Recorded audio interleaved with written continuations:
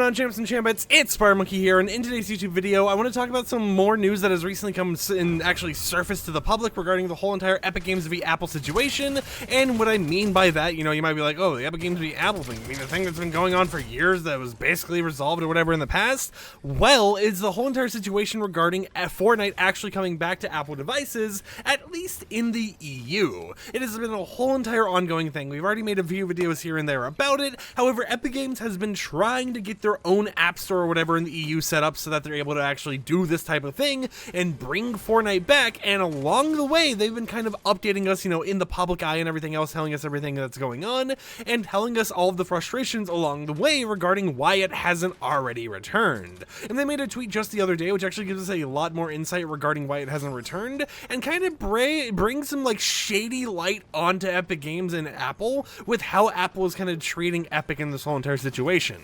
So recently the following tweet was posted on Twitter by the Epic Games Newsroom account, which is an official Epic Games account. It said, Apple has rejected our Epic Games Store notarization submission twice now, claiming that the design and positions of Epic's install button is too similar to Apple's get button, and that our in-app purchases label is too similar to the App Store's in-app purchases label as well. Now, this is an interesting thing to see them kind of mention because it does show that on one hand, it's like, hey, they are allowing Epic Games to kind of work on their app store and everything else in order to get it put up. However, at the same time, they're finding like the smallest things, it seems like, in order to nitpick and be like, hey, you can't actually do that with your app because that's not following our guidelines. Because if you really think about it, an install button, that is like a standardized thing that you see everywhere on the internet, right? Every website's got a download button, an install, get button, something along those lines. So trying to say that it's too similar to Apple's get button is such a nothing statement to me, right? Because if that is too similar to Apple's get button or whatever, assuming how it actually looks in the actual app or whatever else, because I haven't seen it,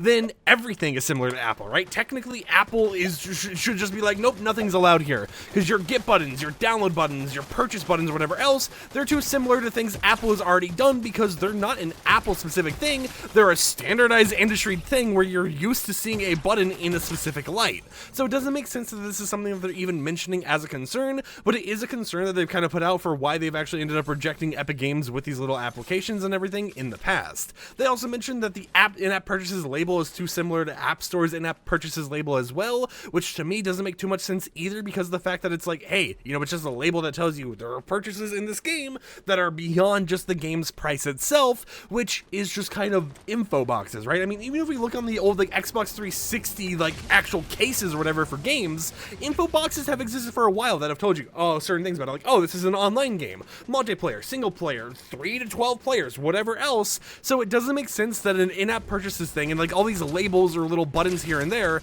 are reasons why Epic Games is like, nope, sorry, you can't do that, right? It just doesn't make sense to me why they're doing this to Epic, and you know why this is one of the things that is kind of holding them back from re-releasing Fortnite on Apple devices. And it really makes me wonder if this is just Apple's way of being like, hey, we know we put these guidelines in place or whatever, we know we were kind of forced into doing these type of things, but if we continue to be strict and saying, nope, that's wrong, nope, this is wrong, nope, this is wrong over and over and over again, maybe that will make it so people just give up before they actually end up releasing anything, so that even though we have these terms we have to follow, we're still going to be too strict on them to the point where it's like, you know, you're going to have a hard time trying to actually follow them because you're just going to have Apple telling you over and over and over again the smallest changes need to be made, or else it's not going to be allowed on the actual iPhone platform, or I guess iPad, you know, iOS platform in general. But it does make me wonder, and I want to have today's comment question of the day, what do you think about this whole entire situation? What do you think about how Apple is treating Epic Games? Do you think Apple is going to treat other companies this way as well when they're going around and trying to actually,